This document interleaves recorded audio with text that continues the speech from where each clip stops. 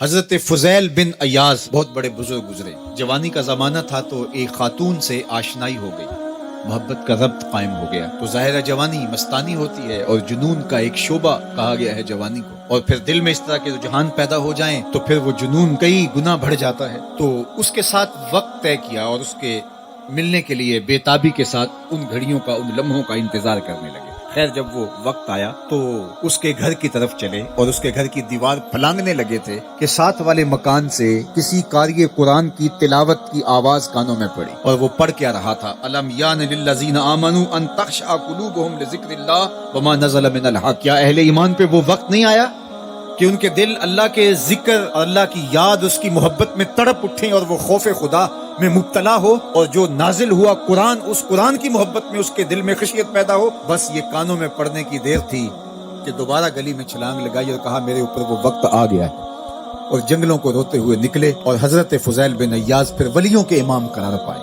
اس آیت نے ان کی زندگی بدل دی. کسی کی 30 سال، کسی کی 40 برس، کسی کی 50 سال، کسی کی 60 سال زندگی یہاں موجود لوگوں میں سے کسی کی اس سے بھی زیادہ اور کسی کی کم.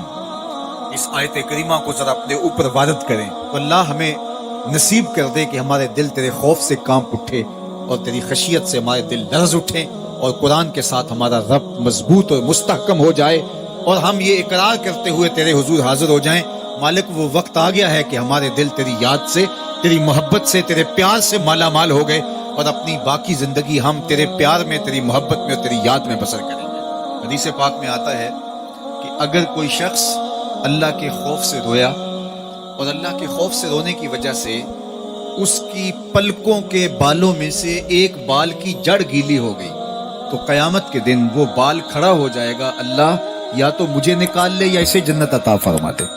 تو اللہ جل شانہ اس بال کو تو آنکھ سے نہیں نوچے گا بلکہ اس شخص کو اللہ جنت عطا فرما دے گا. اللہ اکبر. گناہگار کی آنکھ کا پانی اللہ کے غصے کی آگ کو ٹھنڈا کر دے. اس لیے ہمیں رونے کا کہا گیا، فَلْيَضْحَكُوا قَلِيلًا وَلْيَبْكُوا كَثِيرًا. اللہ اکبر. ارشاد فرمایا کہ تھوڑا ہنسا کرو، زیادہ رویا کرو. صحابہ کو ہنستے ہوئے دیکھا تو آقا کریم علیہ السلام نے فرمایا کہ تمہارے تک اللہ کی امان نہیں پہنچی اور تم ہنس رہے ہو. عرض کی حضور اس کا کفارہ؟ تو فرمایا اس کا کفارہ یہ ہے کہ جتنا ہنسے ہو اتنا ہی تمہیں رونا پڑے گا. میں اور آپ ذرا اپنی زندگی پر غور و تدبر کریں. ہماری زندگی میں ہنسنا زیادہ ہے یا رونا زیادہ ہے؟ سویر سے لے کر شام تک کہے زیادہ ہیں، ٹھٹھے زیادہ ہیں، مذاق زیادہ ہیں، لطیفے زیادہ ہیں، یا عبرتیں زیادہ ہیں؟ تفکر زیادہ ہے، تدبر زیادہ ہے، سوچ بچار زیادہ ہے، یاد الہی میں تڑپنا زیادہ ہے، آنکھوں سے یاد خدا میں بہنے والے آنسو زیادہ ہیں، یا غفلت سے پھوٹتے ہوئے کہے زیادہ ہیں؟ مجھے اور آپ کو اپنی زندگی کا ضرور محاسبہ کرنا چاہیے. ٹھٹھوں سے، مذاق سے ہماری مجلسیں بھرپور ہوتی ہیں. ہم دن میں جتنا ہنستے ہیں کیا اس کا 10واں حصہ بھی ہم تنہائی میں بیٹھ کے اللہ کی یاد میں روتے ہیں؟ اگر ایسا ہے تو مبارک ہو، اور اگر ایسا نہیں ہے تو اللہ سے آنسو مانگو، اللہ سے درد مانگو، اس کی یاد میں رونا مانگو، اس کے ذکر میں تڑپنا مانگو، اس کی محبت میں بے تابیاں مانگو، آنسو مانگو، سسکیاں مانگو. تڑپنے پھڑکنے کی توفیق دے، دل مرتضی سوز صدیق دے. اس کے حضور عرض کرو کہ مالک ہمیں تڑپ دے، ہمیں سوز و گداز دے، ہمیں کیف و سرور کی دنیا نصیب فرما دے، ہماری آنکھوں کو آنسوؤں کا جمال عطا کر دے. اور اگر ہماری آنکھوں میں آنسو نہیں ہیں، ہمارے پاس کہے ہیں، کہتے ہیں جو ہنستا ہوا گناہ کرے گا وہ روتا ہوا جہنم میں جائے گا، اور جس نے یہاں دکھ سہے، تکلیفیں سہی، آلام سہے، اس کے بدلے میں اللہ تعالیٰ اس کو وہاں راحتیں عطا فرمائے گا. فرمایا کہ مومن کے پاؤں میں کانٹا بھی چبھے تو اللہ جل شانہ اس کا صلہ بھی اس کو قیامت کے دن عطا فرمائے.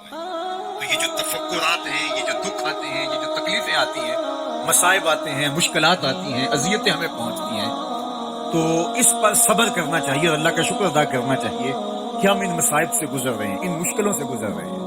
اور اگر کسی شخص کی زندگی میں دکھ ہے ہی نہیں، سوکھ ہی سوکھ ہے، تو پھر وہ سمجھے کہ وہ فتنے میں مبتلا ہے. اس لیے زندگی کی